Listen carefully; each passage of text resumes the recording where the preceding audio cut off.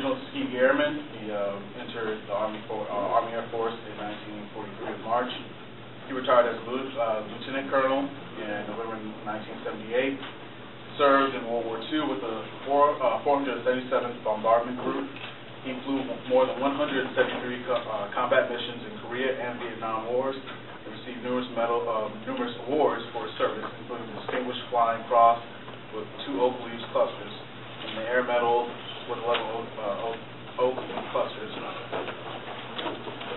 So everybody, a round of applause for James.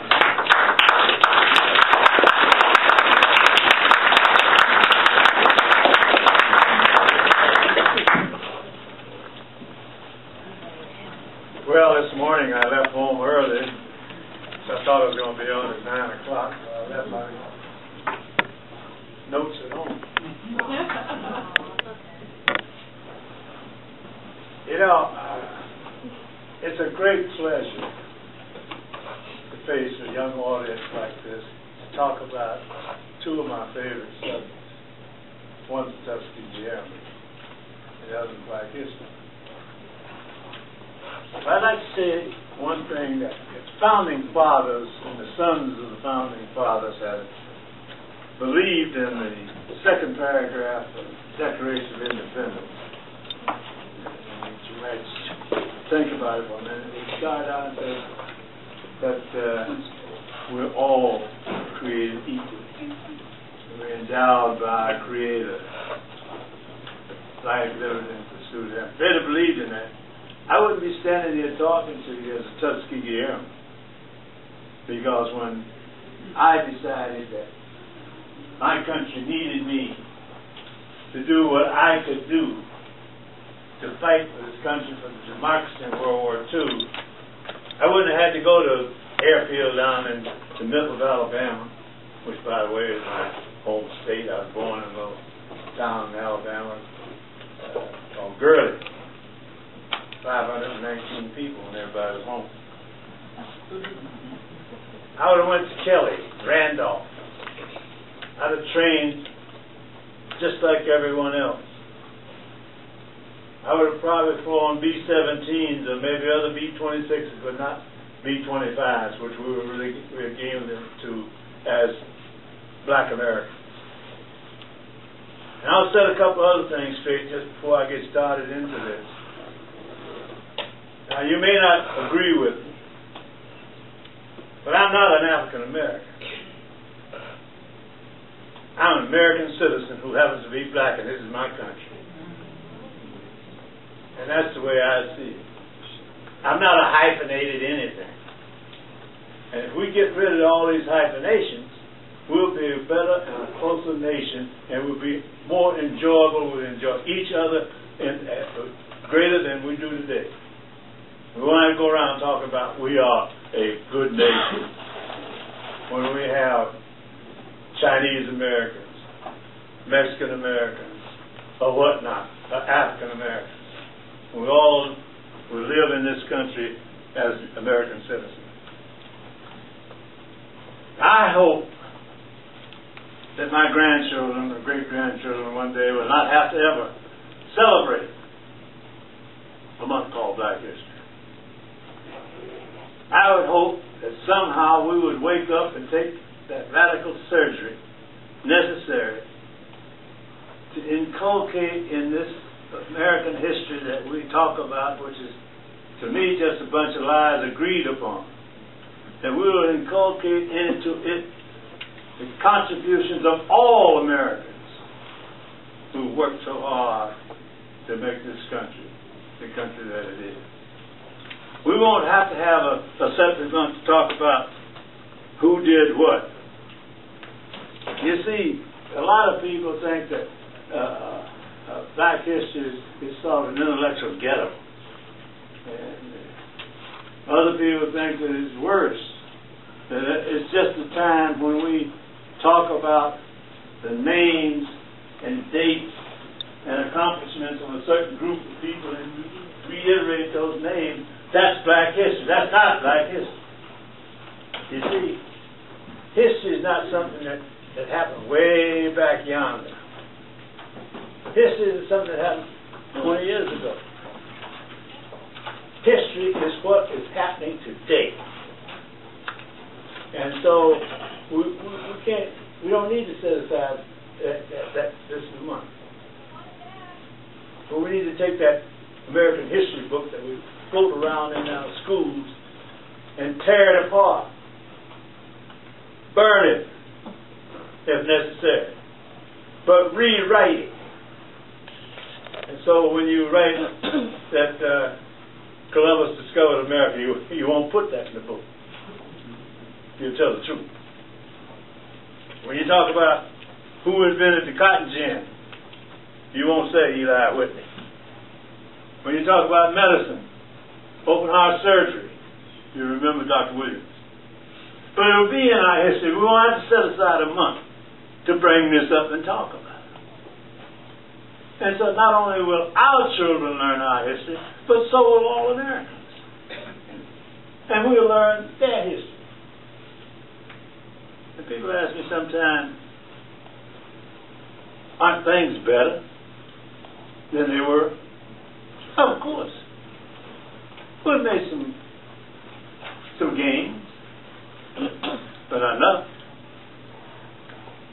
But I say, we're not going to be the solid country until we know each other. You see, we in America do not know each other as different ethnic groups. We work together. I mean, when I retired from military service and worked with General Dynamics, I went to the office with my suit and tie on. I talked to the same people, but at 6 o'clock or 5 o'clock, whenever I decided to leave that office, I went home. They went home. And I look at them and think that all they love is country and western music. They would look at me and say, "Oh, I like rhythm and blues." They don't know that my favorite song is Six Off Bronx Symphony in D. They don't know I know anything about Monet, Rembrandt. They don't know I studied that in high school in art appreciation. All they know is what they see. And one truism: we fear the unknown. And so, if I have just shared a little bit with you about my idea about history and who I am, I'd like to get into a little bit conversation about another group of great American citizens who just happen to be black, known as the Tuskegee Airmen. Now, I can talk for several hours about the Tuskegee Airmen, but I only have a few more minutes this morning. So, how many of you have seen the movie, the HBO movie, Tuskegee Airmen? Not many. Wow, I thought it would be a few more. But it wasn't a documentary, it was a docudrama. But anyway, when the war clouds gathered, we knew that America was going to get involved in 1939. Ancient history to many of you. And that the airplane was going to play a major role. So the U.S. government started a program in the white colleges where they supplied airplanes and instructors and started to teach aviation to the young people so they'd have a group that would be ready to increase the number of persons in the U.S. Army Air Force, the Air Corps at that time. Guess what? They left us out. They didn't understand that we were American citizens who felt patriotic as well as the next person, and we wanted to be a part of it. But instead, they went to their learned schools in the military, which they call war colleges. And in 1925, they'd done a study that said that blacks did not have reflexes. Their brain was too small. They didn't have the courage and the ability to fly military aircraft.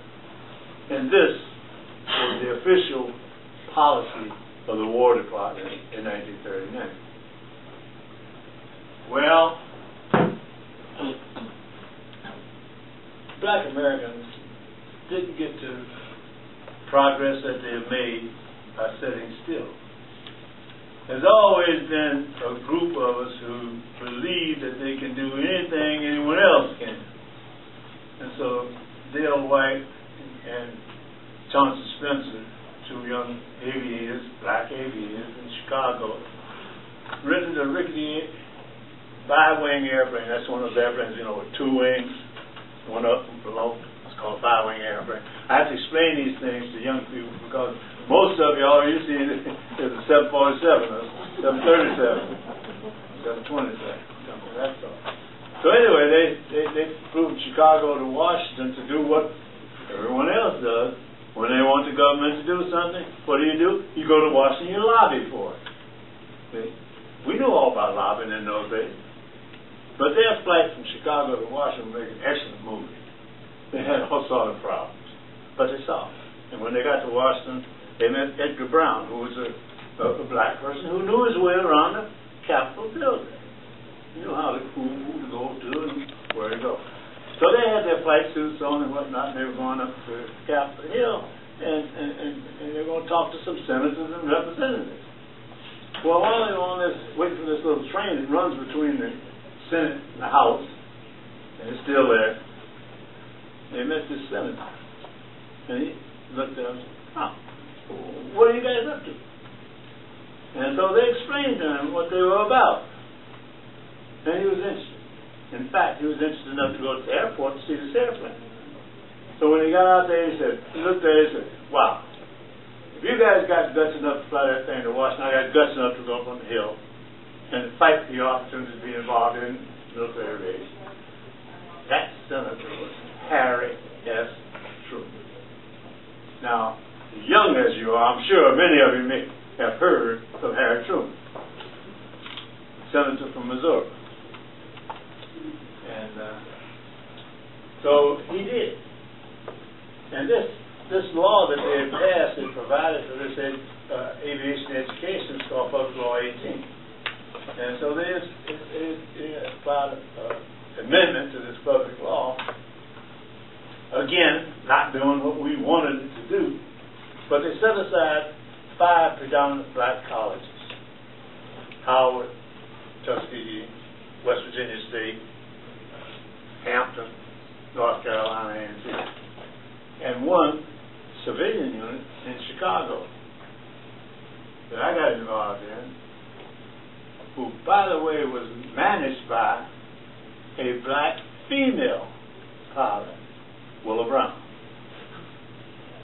So even back in those days, we were on the periphery of this aviation game. And so they started to train